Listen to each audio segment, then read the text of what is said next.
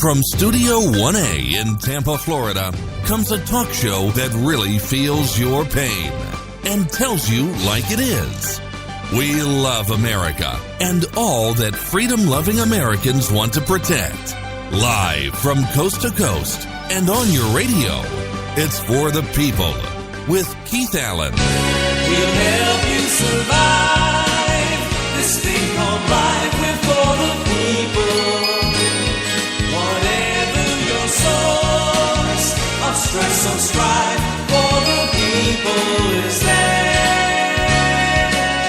Well, hello, Mr. and Mrs. America. I am Keith Allen, and it is I, coming live from Tampa, Florida, where we're kind of thawing out. We didn't have a deep freeze, but you get temperatures where, it's 40 degrees and 50 degrees. It feels like to us, don't make fun of us, but it feels like it's 20 degrees. And my mother sent me a picture of a thermometer in her backyard the other day, and they actually did have temperatures in the 20s. They are in Newton, New Jersey. That's Sussex County up north, and some snow. And she's ready for it to already be spring. And I'm like, Mom, this has just begun. And then she continued. She said that the weatherman up there said that it was going to be a very mild winter because of an El Nino. Well, that's not happening. 58 degrees right now in Tampa. Beautiful weather. A high of 65 around 4 p.m. 2 p.m., 65 is the high. And it's not going to last long. Saturday, it's going to be up to 75. By Sunday, 79. But the 70s and the 80s and 50s and 60s at night, that is like, for Florida, heaven on earth. It's absolutely beautiful. So we're enjoying temperatures that feel comfortable, and, you don't have that high humidity, but it is the humidity that when you come into Florida that actually makes you chilly. When it gets cooler, it goes right through you. If anybody listening has been to Chicago, you have that lakefront effect is what they call it. Well, that dampness from the lake, yes, it goes right through you. So you actually feel it. But here we are on a Friday, and it's perfect. It would be nice, ideally, if in Florida at least, we would have some cooler temperatures for Thanksgiving. It looks like temperatures and the humidity are going to be lower than they usually are. So, whether it's El Nino or El Nino, I don't know. I don't know if the weather is affecting the counties and the recount that's going on right now, but you've heard of all the hoopla going on in Florida and in Georgia, these contested gubernatorial seats and Senate seats. I mean, it's madness, pandemonium. And then we got 3 counties here in Florida that have missed their initial deadlines. And they all said they would make the deadlines. And what's confusing is Broward officials in Broward County announced at 2:45 yesterday that they beat the 3 p.m. Eastern time deadline to finish the machine recount by 15 minutes. But as everybody knows here in Florida pretty much, as it turned out, the county ended up reporting its results to the state 2 minutes late. I mean, some people say, yeah, you're making too much of this, 2 minutes, but it was late, okay? Deadline is a deadline. The Herald quoted Joseph DeSandro, the county's director of elections planning, as saying, basically, I just worked my ASS off for nothing.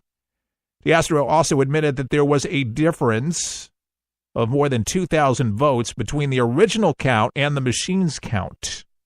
He said, we did not correctly handle the ballots, he said. We are going to look into that and see why that took place. Broward election supervisor Brenda Snipes has come under fire, according to news reports, during this recount over corruption and fraud allegations. Lots of that. We've been desperately trying to finish.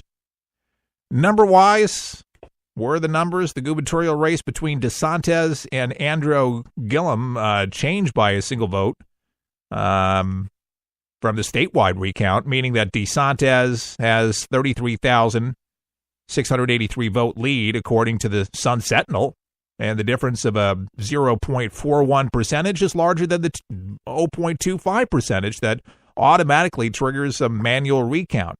And Gillum has yet to concede the race in light of these updated numbers. And in the Senate race, Scott leads incumbent Bill Nelson about 12,600 votes. I think it's up to now 1,300 votes. And Floridians cast more than 8 million votes in the midterm elections. We need to have this done.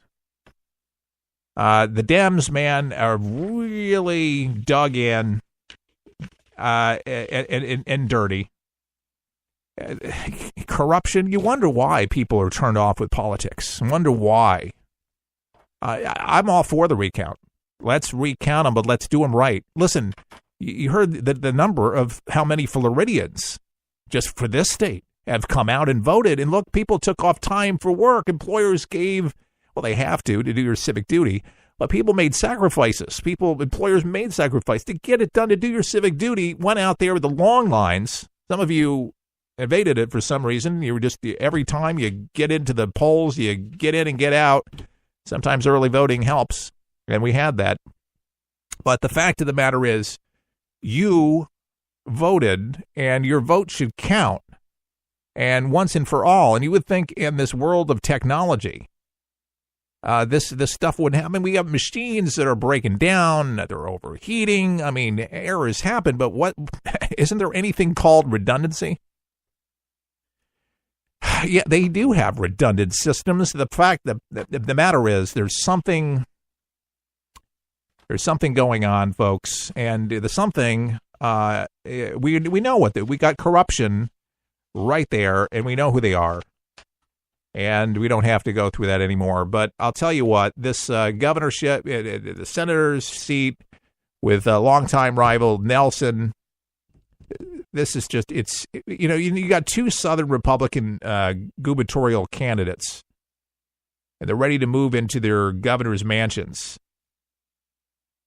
In Florida, DeSantis and Andrew Gillum, as we said, we talked about that.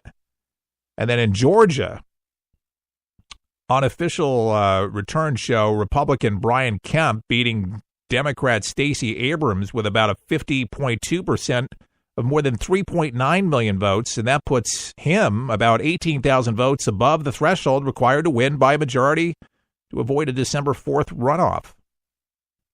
So even though the math shows there, both races are essentially over, both Gillum and Abrams are still claiming they have a chance of winning.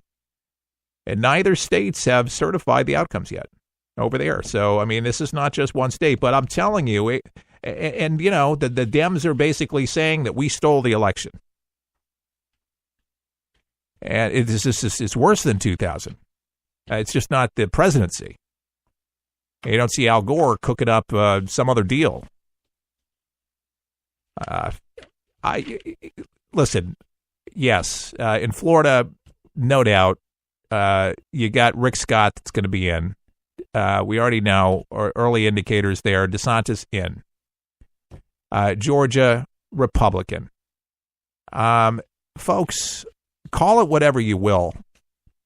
There's a reason why. And I had this discussion with a good liberal in my studio yesterday. He may not listen to the broadcast, but we had a broadcast of our own, sort of to speak, off air. And there's just this little thing called common sense. Yeah, there's rivalry. Of course, there's people that, and there's nothing wrong with it when it's healthy and it's meaningful and it's spirited, but it's not dirty. When you have to steal something, when you have to lie about something, when you have to mess and tamper with the electoral process, when people go in to vote and you mess and screw around with that, that is anti-American. That is anti-democracy. That is not American. That's not what our country stands for, whether you're on the right or the left. I just want it fair. He just wanted it fair. My friend that was in the studio yesterday, that's a liberal. It's on the planning committee here in the state of Florida. I'm not going to say, what city, because then you might be able to put two and two together. And I want to protect, his identity. But a nice guy. And speaking of nice people, I'd like to say hello to Michael that's listening in Orlando. Looks like we're going to be doing some business together. He was telling me the chilly temperatures down in Orlando. We got all these vacationers coming in to the mouse, but it does get real hot. So walking around, this is going to be perfect weather to go to Disney. If any time that you'd want to be at Disney World, and it can get warm walking around that park, you definitely have to have shorts. But today, man, the wind's going and 15, 20 miles per hour is absolutely gorgeous. Here's another story. You've heard about Kamala Harris? Kamala Harris, yeah, she's a Democrat, California Democrat, and likely very much, according to all reports and indicators, that she is going to be looking at the 2020 presidential race. Senator Kamala Harris. She's drawing a lot of fury, and because she's basically comparing the U.S. Immigration and Custom Enforcement Agency, also known as ICE, to the Ku Klux Klan, the KKK, folks. And of all places, at a hearing on Capitol Hill. You can't make this up. She asked Ronald Vieto, President Trump's nominee to lead ICE, whether he shares what she said was the public view that ICE was spreading fear and mistrust, in particular among immigrant communities, the same way the KKK did. What in the world are you talking about? This is the propaganda. This is the garbage, as my dad would say. It is garbage, but this is the craziness. This is the insanity. This is what the left is spewing out on CNN. And do I have a story for you coming up a little bit later on in the broadcast? Larry King coming out and telling us what he really thinks about CNN these days. It kind of makes you think. But yeah, here we go. Harris pointing out to DeVito's controversial tweet from 2015, in which he said the Democratic Party was comparable to a Limerick neo-Klansik entity. The nominee apologized, admitted that those words were offensive. So your words can come back and get you. So he was pretty close of saying something similar. But now, the ICE organization, my friends, do such a good work keeping undesirables out that are, we got gang members coming in from El Salvador and different places. And the work that they do, you're never going to hear about. A lot of these law enforcement officials, man, they never get the credit due to them. They know it. They're not in the business to get it. But they're just here to serve Americans. It doesn't matter what color your skin. Doesn't matter where you worship, where you go to church. Doesn't matter. What it matters is that they are protecting the citizens of this country. And it seems like lately, and you know what? It's not just lately. Who am I kidding? Rose-colored glasses, no. Reality, yes. Obama, for 8 years, trashed law enforcement.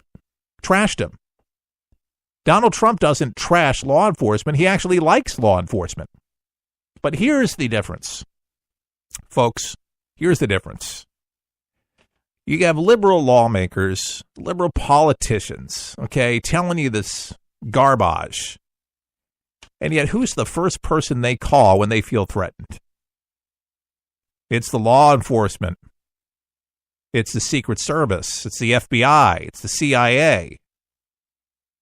They got some bad apples they feel like are coming over the border to go get them, or somebody around that's illegal that's going to cause them some problems in their neighborhood. Who are they going to call? Not the Ghostbusters. They're going to call ICE. Go get them. And by the way, there were plenty of ICE raids during Obama's administration. He was all for them. It's just, in an election period, just like the midterms, we're still trying to figure out who the winners are. We know, but they will use these things like the caravan and Jim Acosta trying to antagonize the president and, again, antagonizing minorities around the country to stir up dissension, that the administration is anti-immigrant. And it's so ridiculous because President Trump's wife, Melania, she's, oh my God, what, Russian? She